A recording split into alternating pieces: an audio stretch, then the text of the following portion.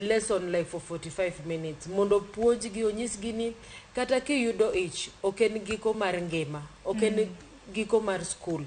Inyalo dhi itiek gimitieko alafu iduogo. Giwacho gani kuteleza sikuanguka. En mokuongo. Rach mana kakoro ni in podi school tikelo mara dek mara ngwen gi mara bich. Mokuongo kila ng'ato lwarga. Koro kaginyalo introduce money school, I think it can help a lot. Nikech bedo kora mna gi skunde mawacho ni mopogore beda neno ni samoro nyalo nyayo samoro ng'ato nyalo wacho ni an wa makara mna h kata bede na tin nikech ang'eni sikunde rita kumoro koso but kata kamano onego kata jopuonje be nini otimne gi sensitization yani opuonji gi mondo koro discrimination orum nikech iyudo niya japuonj donje class wacho ni nyako manya nyuol chaere koro ing'eni mano kende osromo miyo nyako ni ochako bedo gi depression lakini mano makelo ga gima miluongo ni mental health. Koro nyako ni odhi bedo depressed sana. Aparo ni onego bed ni walose wach mar puonjo, wach mar sex education.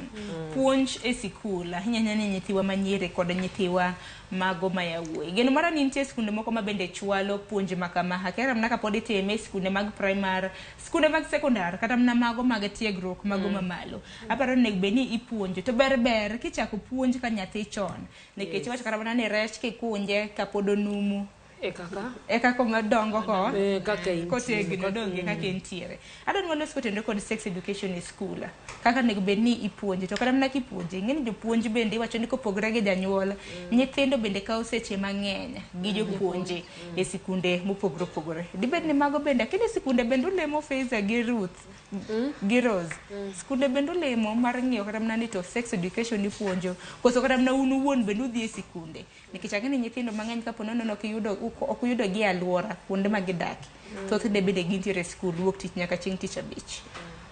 Kaka dawacho kane an dream girl neno ka dreams ne gin ga gi target gi koro ne gibire school to nyiri magi enroll cha ema gidhi puonjo to giweyo moko ka koro ng'eni kipuonjo half tiweyo half to ng'eni mano onge gimitimo koro mane gima dreams timo sana gibiro gikawo nyiri mana gi enroll cha ema gipuonjo kasto moko ka giweyo to gi include nyaka boys. Koro but ka gibedo ka hiyo sex education okita kani saa par nyithindo dhi e games cha gidhi e classes mag life skill. I think mano wanya konyo kabisa. To wachara mna sex education ni bendo riwango Rose nikech kiwacho di sex education mano tinga ng'o nyithindo mayawuoi gi manyiri gi nek bedi puonjo gi ang'o e sex education kata mna ka gibedo introduced e syllabus mano mapachoka.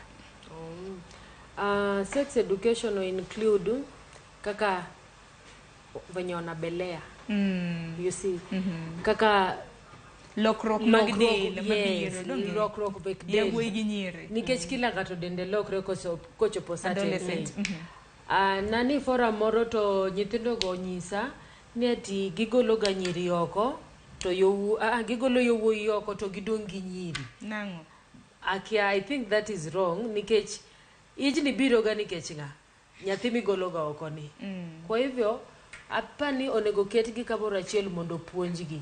Nitie higa moro kochopo dendi bo chako timre ama to as much as gin kanyo another thing monego puonj kwa syllabus no en ni onyisgi ni nitie different types make family planning. Onyisgi ni nitie different types of condom. Yani anything to do with it. Let us call black. Ma family planning nini nego beni ichako puonje kata mani school. Yes. Nikech nyathini ingeni gero timo experiment. Nyathini duowo ka idwa dhi timo experiment. Kiny ko dhi timo experiment mana kaka iwacho no. Remo mokuongo to ero ich. Osema ko ich. Matin to ero ng'ato semako nyach. Nikech no neno kamoro kata no nenio internet moro koro dwa dhi temo to in kaka japuonj ne ng'amo look up to you poki puonje. So I feel kaka nyalo bet piny bugi puonj jogi. Bugi nyis gini it is like this and like this. To kitimo my boy mabo results. There is consequences for everything.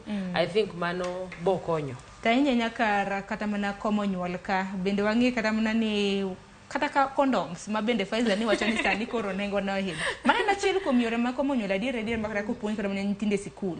Nikichopo ka kuma kaka janyuol nyathini ng'eni ni nyathi ma samoro ma jaratiro ini po mana ka koro nyathi osechako mana banore osechako banore mos obed kata nyathi ma wuoyi nyathi ma nyako nikech donwa neno nyithindo mantiere kind higni 15 nyaka 24 bende thothgi mineno ka gamo kute mago magayaki. Omiyo puonj ma kama en puonj makare nyakwaram Gajwang' mar mondo mi wachwal e sikunde. Keni janyuol bende siro kit puonj maket kod mano koka mana ng'eni ote isebedo kioro waso manena moko kuom ote adek mabedo sibedo ka donjo ka mar mondo mwinjo ni joneno to wachango.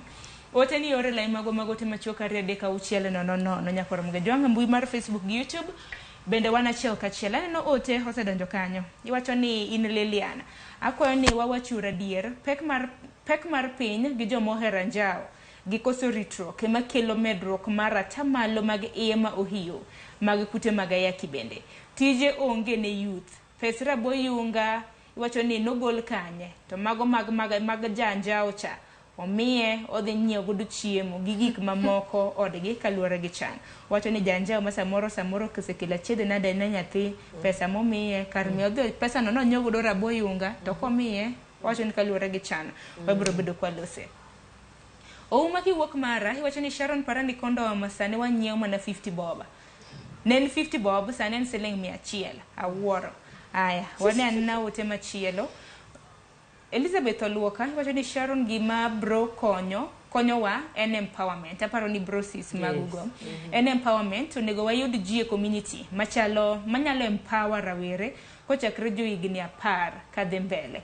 Migepe mamoko timo mana mag nyiri kende. Koro sirkal onego jiw gini obed mar all access. To Rosni wacho adier ni nitiere moko kuom skunde ma bende puonjo mana nyithindo manyiri ma yawuoyi to gigolo oko. Aparo ni kinde osechopo mar mondo mi puonj yawuoyi gi nyiri kanyakla. Ote machielo ma ibene biro bedo ka somo koso wewa make gi kanyo nikech ang'eni ote nyalo bedo mang'eny. Waduoko nena mosedonjo nitiere pek mar ngima ma bende iseyo gigamo kute mag ayaki kanyakla koda bedo gi iye ma ohiyo. Wasewinjo karamna sigana karamna TV mar Ramogi wasemenyo sigana mamoko. Winjo ni sex for water, sex for akenda ngowa gigi osebedo mang'eny. Unu nyalo bedo nung'e gi mang'eny kaluwore ni un muntiere e mta e gweng' ka bende ung'iyo chal mar wach makama. Wachake gi pek mar ngima. Ang'eni sani pek mar ngima bende ni malo. Dibed ni pek mar ngima bende manyalo miyo